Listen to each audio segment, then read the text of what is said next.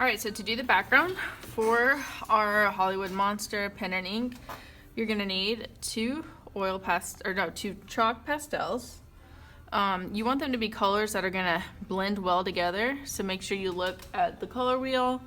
They don't need to be across from the color wheel, but be near each other on the outside. So I picked one primary yellow and a secondary green. You will also need this container that should be on your table of liquid starch, water, and a medium paintbrush. Now before we use the paintbrush, the liquid starch, or the water, we are going to use our our chalk pastel. Now obviously my guy is not done, but I don't really need this all to be done to do the background. So hopefully you have a lot more detail and a lot more pen and ink on here. But I'm just gonna start off with my chalk, going around, not going all the way to that line, and you'll see why in a minute. It is really important that we don't get this chalk inside of our drawing, because we want to keep this black and white. So you need to take your time, make sure it's not on your fingers, or if it is on your fingers, don't touch the inside of your guy. Now it doesn't have to be completely solid, and I'm just going to do one section of it with the green, or the yellow. Now I will switch to my green,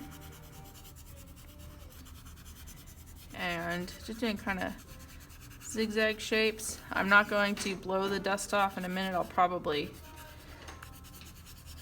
maybe shake it off, but we're not going to blow it off. Now that I have a section done, because you are going to work in sections, I'm going to open up my liquid starch, get my paintbrush, and dip it in that liquid starch. Now what's going to happen when I paint on top of that liquid starch, or paint on top of my chalk pastels with that liquid starch, trying to get the color, blending it as close to the outline of him as I can without going inside. This is it's gonna keep a chalky look, but it's gonna make it so that it does not get dust everywhere, so it'll dry, not messy. So more of that liquid chalk on my paintbrush, and I'm making sure I'm painting, trying to pull those values as close as I can to him without going inside. Now make sure every now and then wash off your brush, especially if you get a lot of color on it. You can get more liquid starch.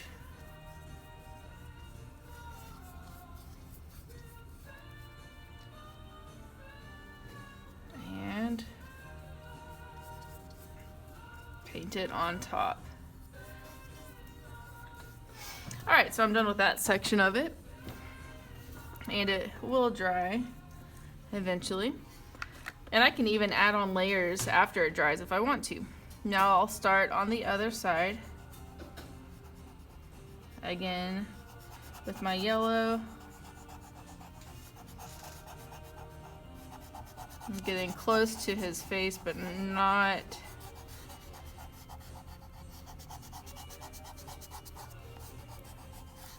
overlapping on top of him. Then my green, and I can overlap those a little bit too, so that they blend. I do want them to blend. Move this so I don't knock it over. Alright, now that I have that chalk down, I will again use this. I can rinse it out. It'd be a good idea to get a paper towel so that you can soap up get up that excess water out of the brush. Then again with my liquid starch, painting it right on top. Now this technique with the liquid starch and the chalk, you can even use your fingers to rub in that liquid starch, but for this, since we have to get really close to him and be really exact, I want us to use the paintbrush. Ooh, got some dusty chalk over there. Looks neat. Kind of like one of those happy accidents that we get sometime, especially with painting. All right, now this is pretty dry, and I do have a lot of that dusty color in my brush, so I'm gonna wash it out. Soak up, so pinch out the excess water, and then get some more, and continue. So that all that chalk gets painted on top with that liquid starch. And we're gonna repeat that. The reason why I want you to work in sections instead of just doing all the chalk and then all the liquid starch is just in case we run out of time. I want you to be able to finish each step with the liquid chalk. So let's say it's time to clean up. You have a whole paper full of chalk but no liquid starch on top. It's like, uh-oh, what are you gonna do? So that's why I do want you to work in sections. All right, going around his head. Get that liquid, or not liquid, sorry, pastel, chalk pastel in there. I'm gonna move this over here so I don't knock it over.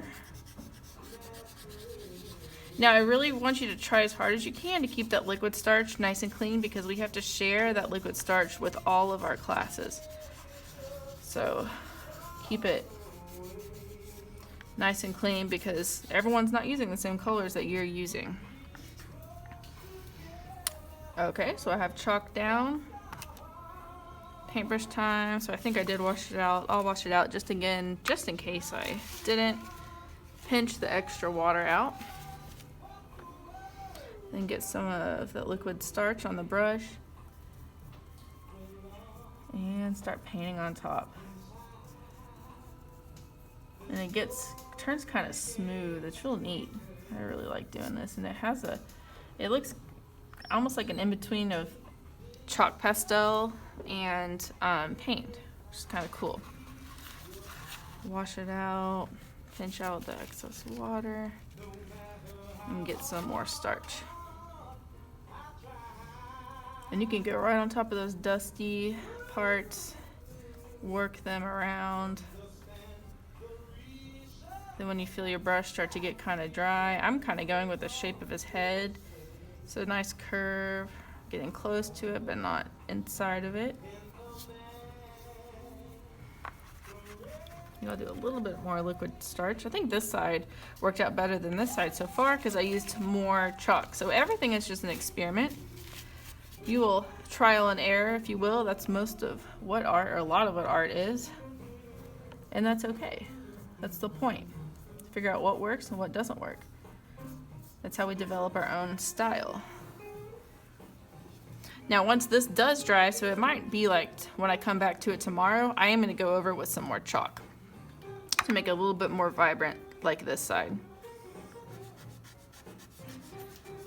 Alright, I'm going to add chalk over here. I did drop a little bit of liquid starch there, so I'm not going to color on top of it. I'll just add my color around it. Like so. And then add that green up here. After we get done with these, after you're done with it and you're happy with your background, you like the colors, how vibrant it is and everything, you will be putting them on your class's drying rack. Remember, starting at the bottom and then working your way up. All right, get some liquid starch. Try not to drip it everywhere. I'm not known for being the cleanest or neatest person, but that's okay, I'll try. That's all I can do. All right, so I'm still going with the curve of his head. I kind of like the way that looks. Wash my brush. Get out the excess water.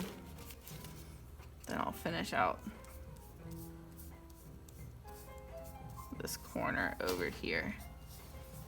And once it dries, I might go back over some other parts I want to be a little more vibrant. But that's how we are going to add color to our background. Now it is time for me to put mine on the drying rack.